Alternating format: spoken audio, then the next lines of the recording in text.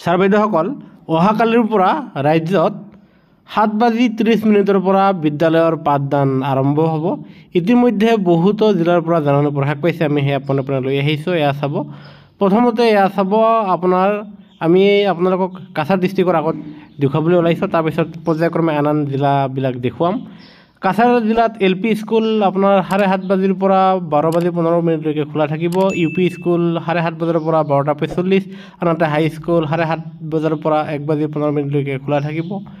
ঠিক তেনেদৰে কাছাৰৰ পিছত এয়া আমি দেখুৱাবলৈ ওলাইছোঁ, শ্ৰীভূমি জিলাত LP স্কুল 7:30 পৰা 11:30 খোলা থাকিব। আনহাতে ME স্কুলসমূহ 7:30 পৰা 12 আনহাতে হাইস্কুলৰ আৰু ওপৰ পৰ্যায়ৰ স্কুলসমূহ আপোনাৰ 7:30 পৰা আপোনাৰ 12:30 খোলা থাকিব।